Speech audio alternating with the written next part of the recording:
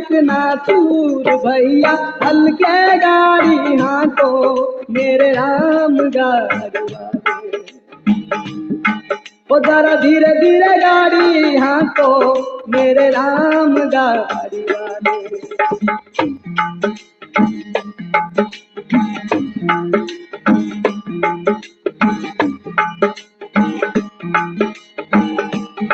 ओ जरा धीरे धीरे गाड़ी हाँको मेरे राम गाड़ी वाले। ओ जरा हल्के गाड़ी हाँको मेरे राम गाड़ी वाले।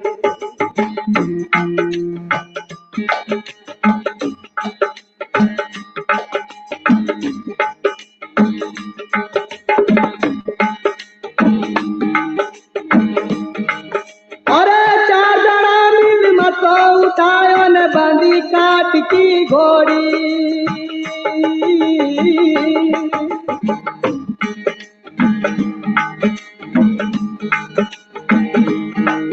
अरे चार जना मिल मत उठायो ने बांधी काट की घोड़ी।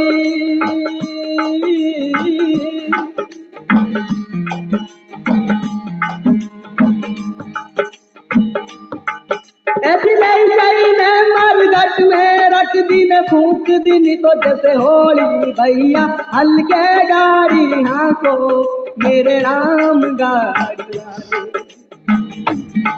ओ जरा धीरे धीरे गाड़ी चलाइयो मेरे राम जी गाड़ी वाले।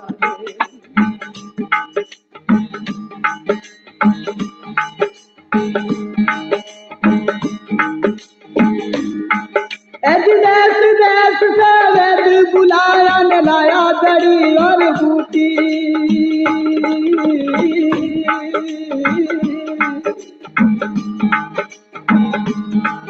देश देश का वेद बुलाया न लाया रे जड़ी और बूटी।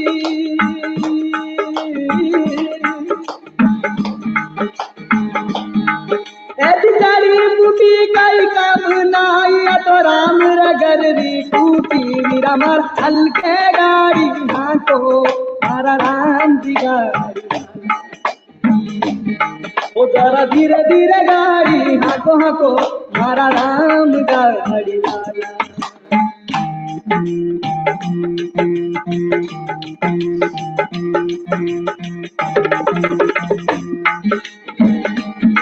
ओ जरा हल्के जरा धीरे धीरे गाड़ी चलइयो थी मेरे राम जी गाड़ी।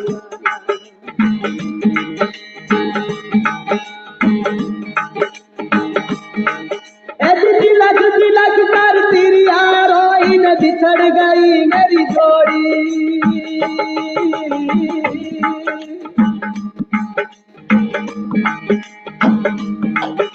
तिलक तिलक कर तेरी यारो इन बिछड़ गई ओ मेरी जोड़ी।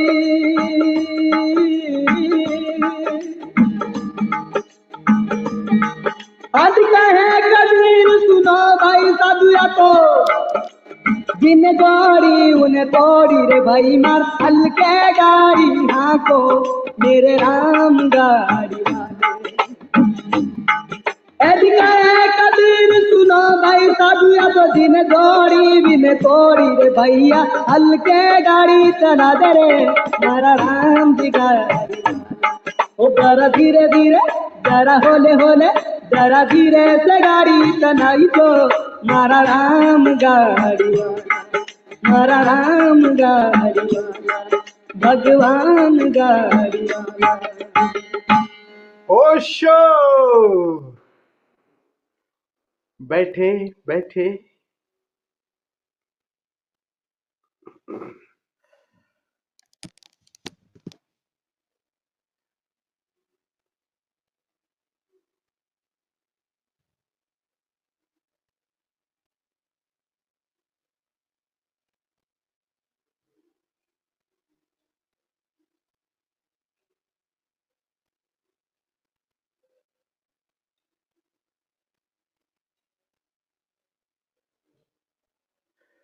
शिव योग साधना शिविर के इस द्वितीय सत्र में आप सभी मित्रों का हृदय से स्वागत करता हूं। आप सभी को प्रणाम करता हूं।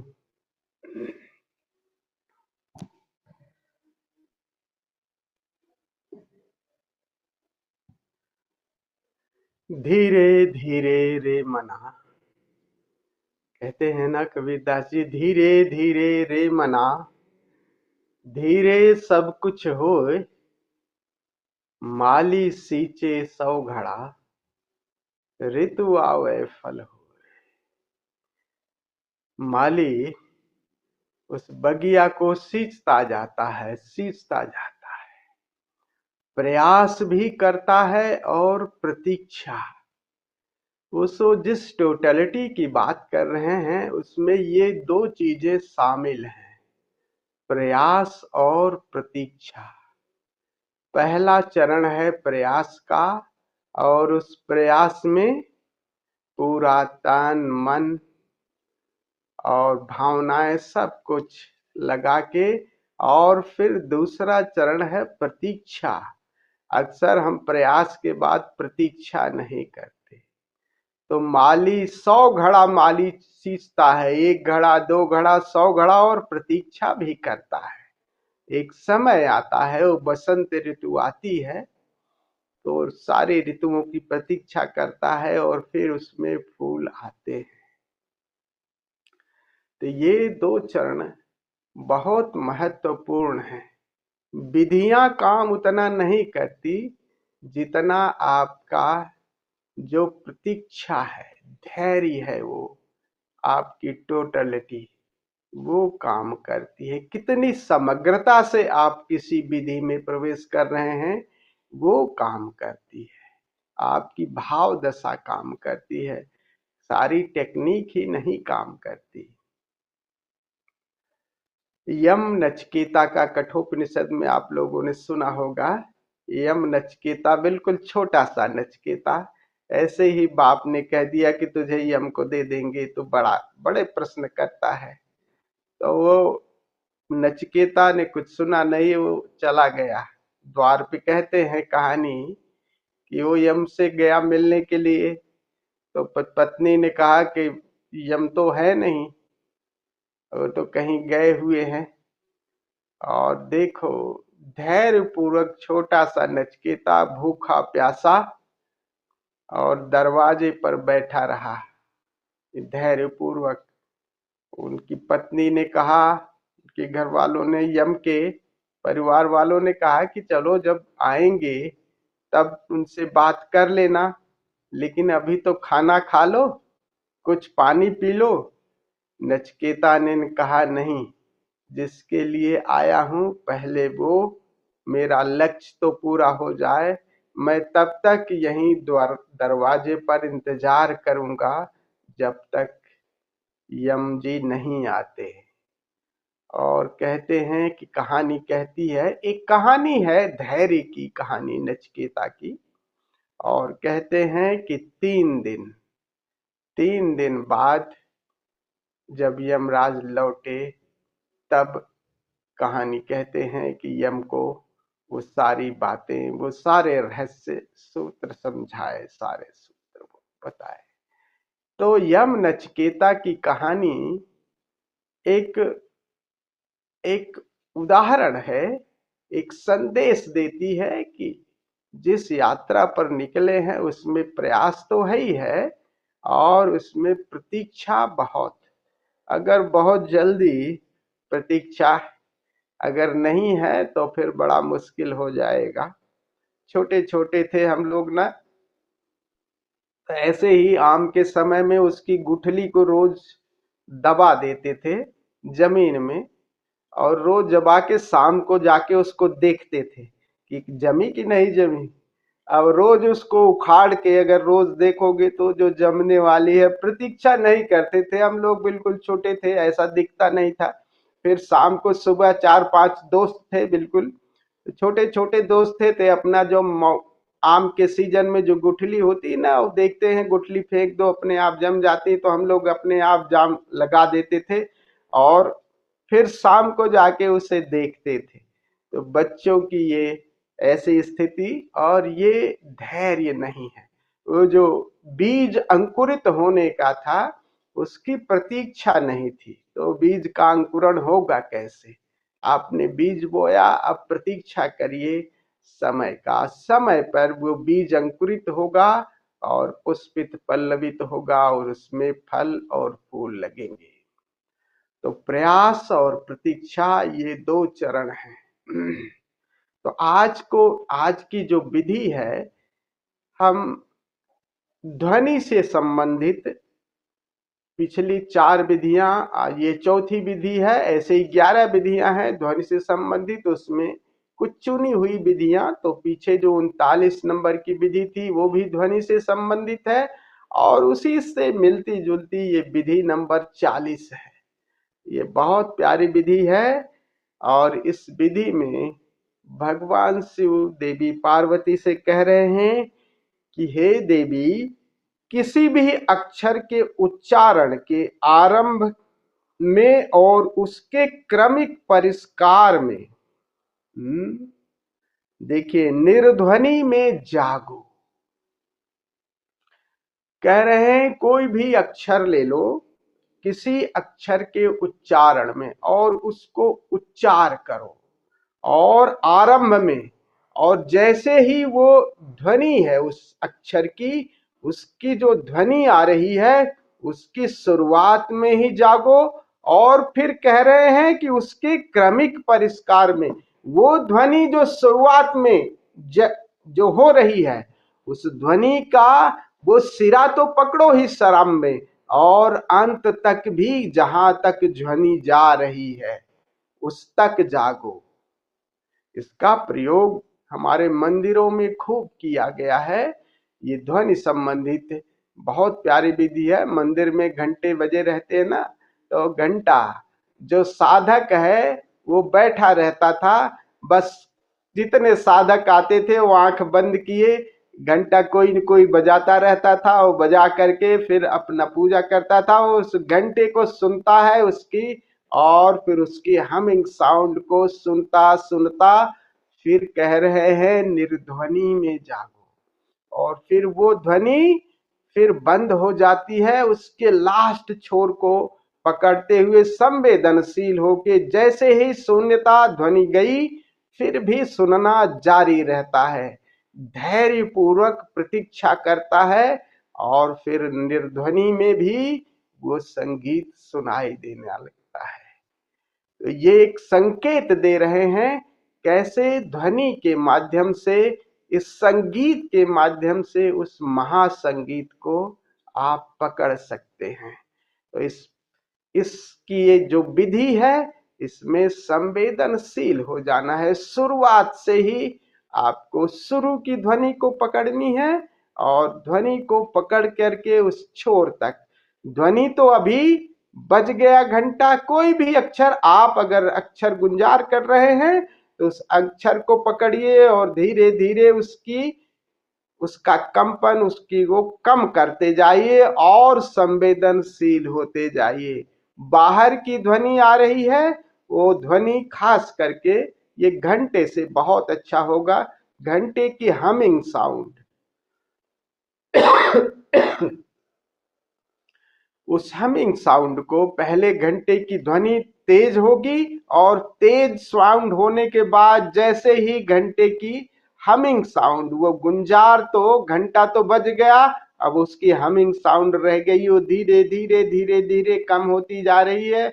उसके अंतिम छोर तक जाइए जहां वो ध्वनि भी बंद हो जाती है, फिर भी श्रवण को आप श्रवण में संलग्न हैं, धैर्य पूर्वक, प्रतीक्षा पूर्वक उस शून्य को भी सुनते रहिए। सुनते सुनते वो संगीत से, इसी संगीत से महासंगीत आपको भीतर का वो सुनाई देता है, वो शाश्वत का संगीत। तो सारी ध्वनियां सब उसी महासंगीत से निकली हैं।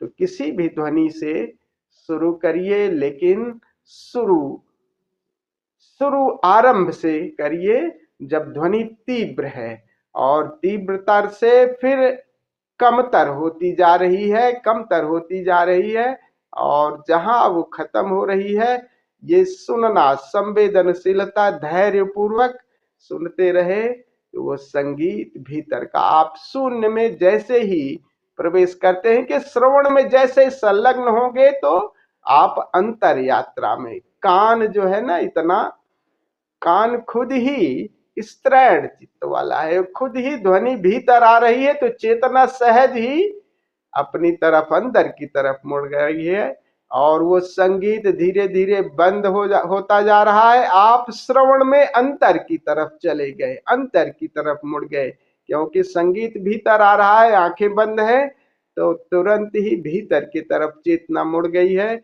और संवेदनशील है। तो थोड़ी देर जब संगीत बाहर का विदा हो गया फिर भी धैर्य पूर्वक श्रवण में संलग्न है तो वो महासंगीत का स्वर भी भीतर सुनाई देने लगता है। और फिर एक बार महासंगीत का स्वर सुनाई देने लगे तो कह रहे हैं निर्ध्वनि में जागो।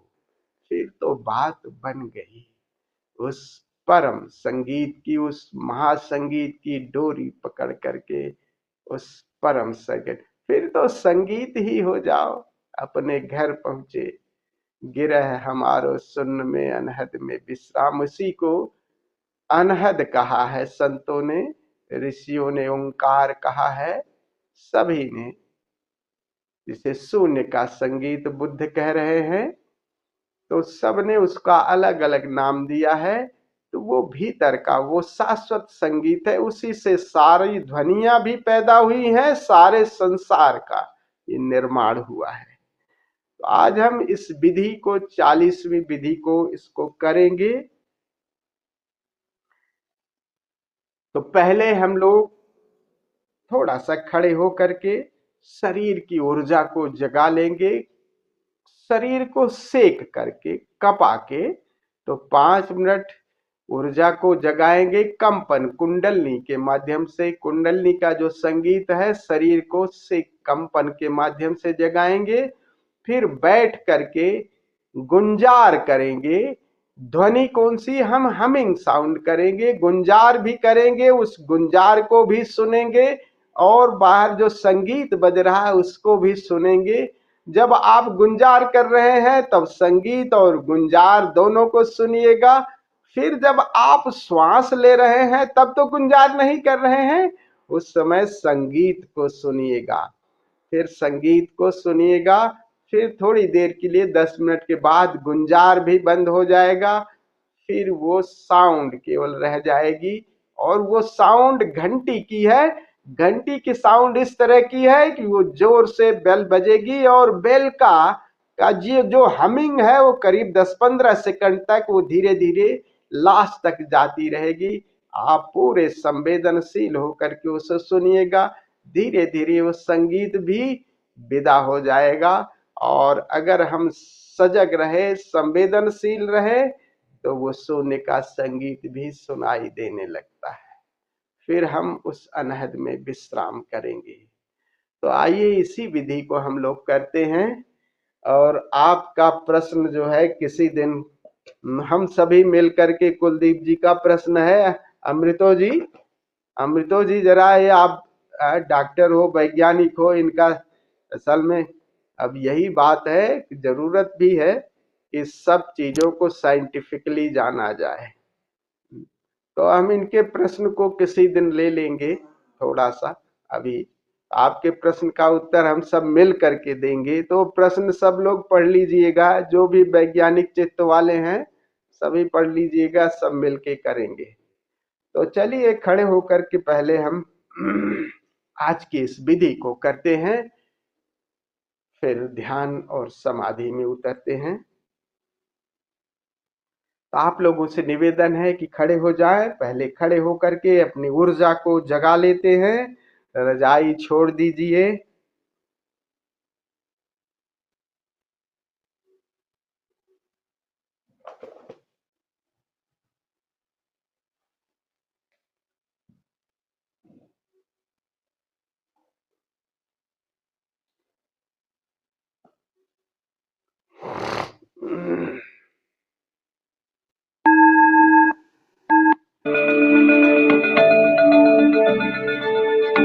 शरीर को कपाना है।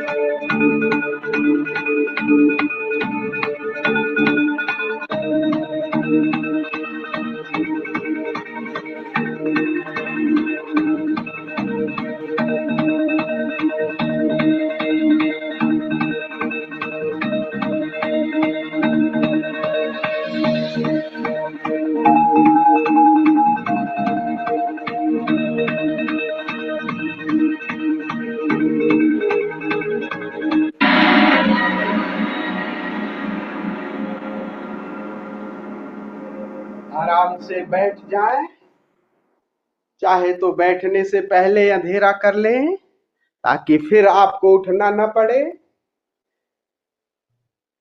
वहीं बैठे जहां आपको लेटकर या बैठकर ध्यान करना है, समाधि में जाना है।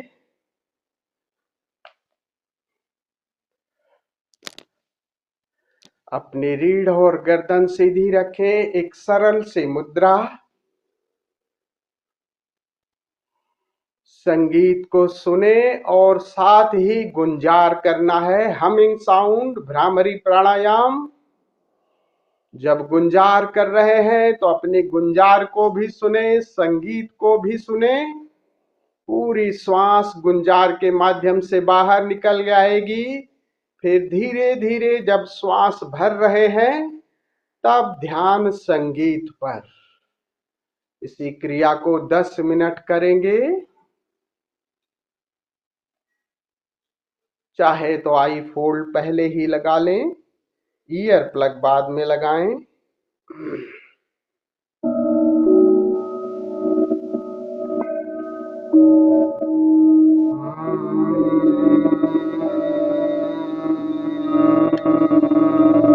Max volume.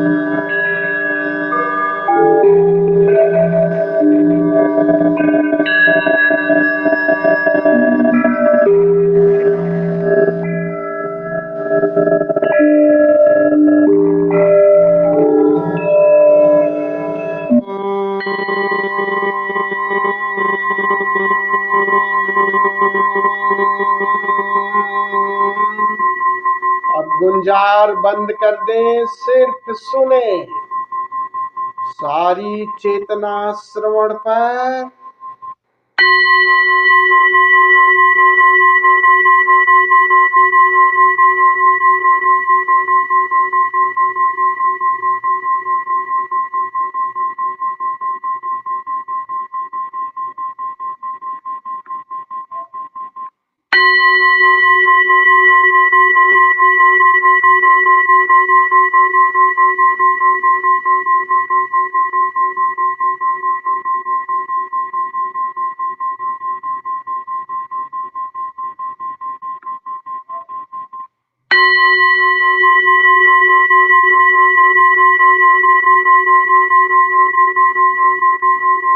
ध्वनि की डोर पकड़कर भीतर और गहरी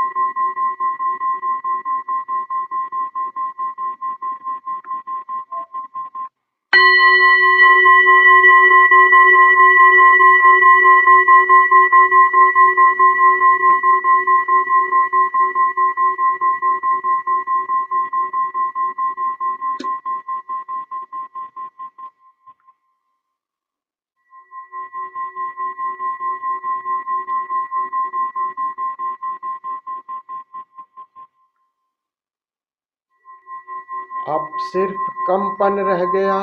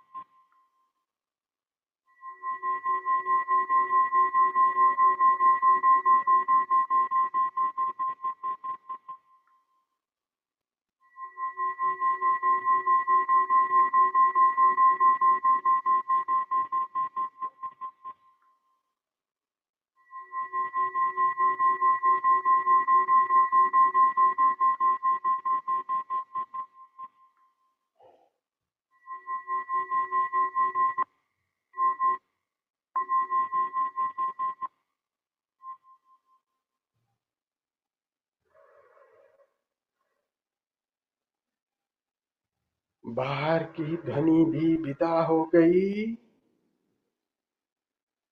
चेतना श्रवण में लीन भीतर की तरफ मुड़ गई।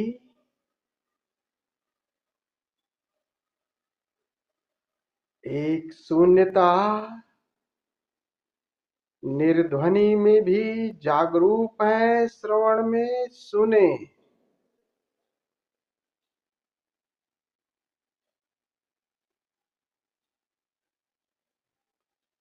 निर्ध्वनि को सुने।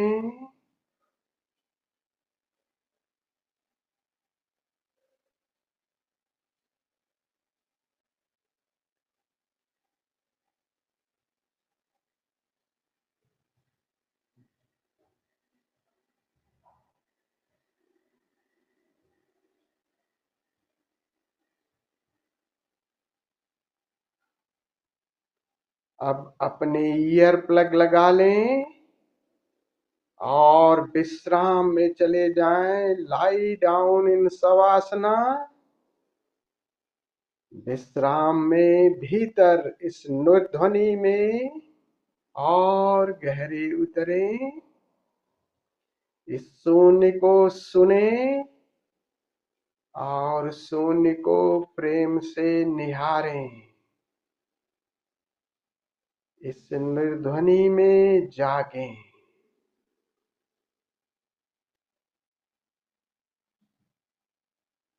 सुनते सुनते, देखते देखते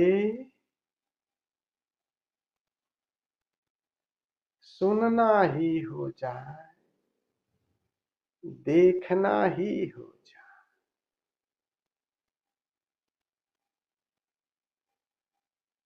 जय ओशो।